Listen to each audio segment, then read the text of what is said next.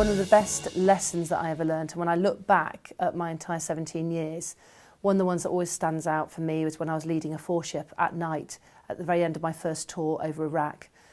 And we got fired upon by a surface-to-air missile, and I happened, as I said, to be the leader, which is the way it works in the military. You simply take it in turns.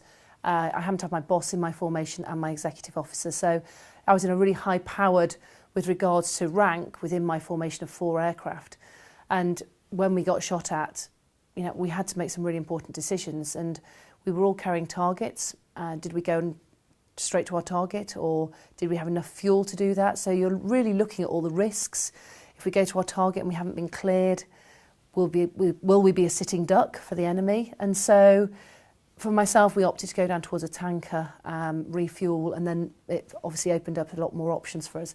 But that night sticks in my mind for many, many different reasons. But actually, a lot of it was all about the empowerment of my team and how I felt. So I made all these decisions, and my boss sat there as my number 2.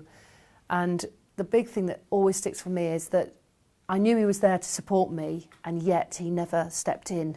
So I just always think, how many people in business have this where we give a really big job to somebody and we see them doing it really well, and then the complexity of that task gets a bit harder, and then we just step in because they're not doing it how we would want it to be done.